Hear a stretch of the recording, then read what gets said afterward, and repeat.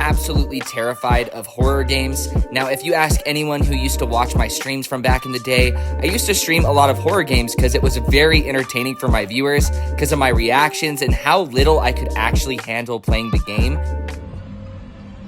Oh!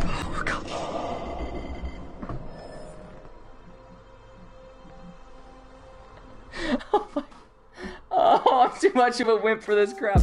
And I actually suck at stealth games as well. I've never been good at them. I've always been the type of guy who just runs in guns blazing, and I just suck at being sneaky.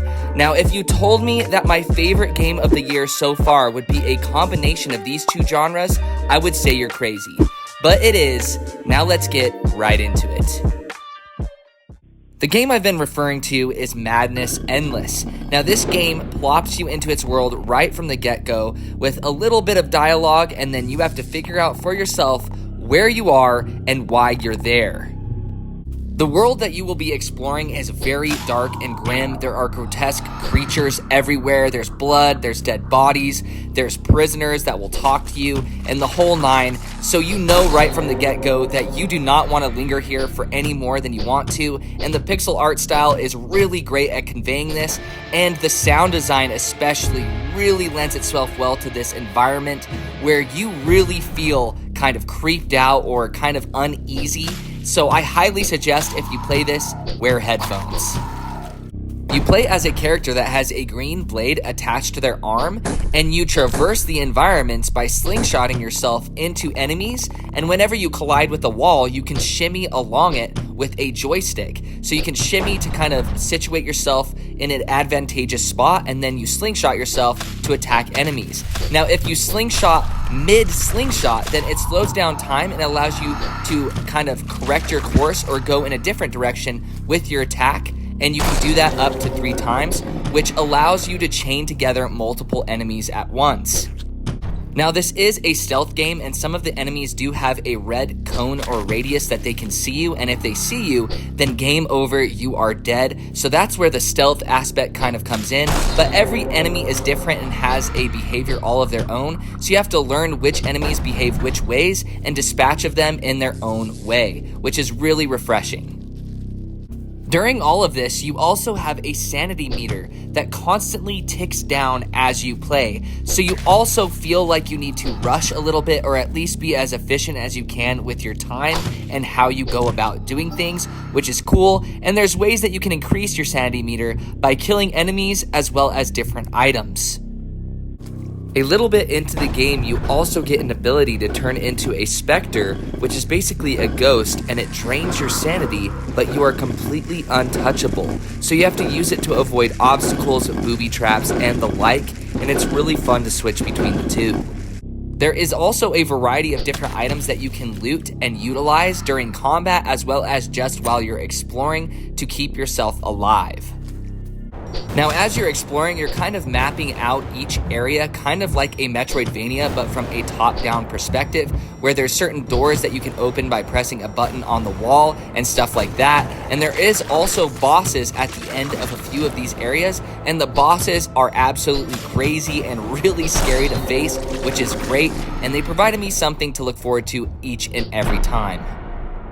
I really appreciated the attention to detail as well, where at the end of these levels or areas, it would show you where you jump and sliced, which was just a nice little touch, a little Easter egg, so to speak, and they definitely didn't have to do that, but it really adds to the experience. The cherry on top to this gameplay loop is the game's story. I was very curious throughout my entire playthrough, and I appreciated the really unnerving or weird characters that I encountered, and learning just little bits and pieces of this game's world and details from prisoners or whoever I came across, and some of these characters would even give me quests or objectives to do, so it really kept me playing. It's important to note that there's actually 2 separate endings for this game's campaign, which I've only finished it once and got one ending, and now I'm really excited to play through it again and hopefully get the second.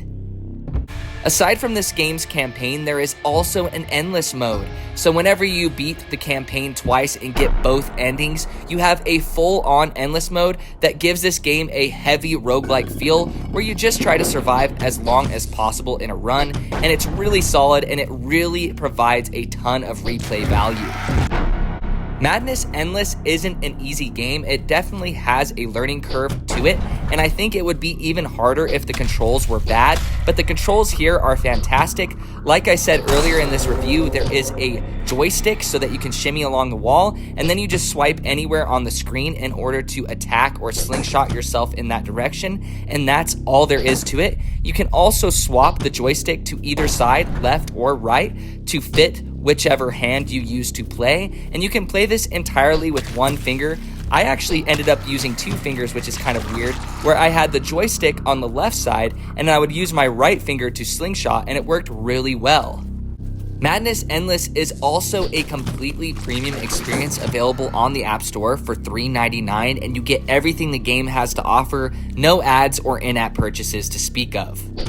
At the end of the day, Madness Endless blends two genres together that I would never go out of my way to play into an experience that I enjoyed so much that I'm going to play through it again for its separate ending, and that's a fantastic sign. It has fast-paced and fluid stealth gameplay, and its world is so unsettling and unnerving, and I was completely immersed in it from beginning to end, and it kept me curious about the game's story overall. And the game's endless mode also provides a ton of replayability, and this game truly was built from the ground up for mobile, and it shows with its controls and how well it feels as an entire experience.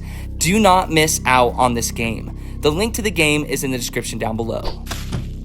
Alright guys, that was my review for Madness Endless. Don't forget to leave a like, pop a sub, and comment down below. What do you think about this game? And if you played it yourself, leave your mini review in the comments. I'm sure other viewers would really appreciate your feedback. Alright guys, I love you. I hope you guys are staying safe, and take it easy.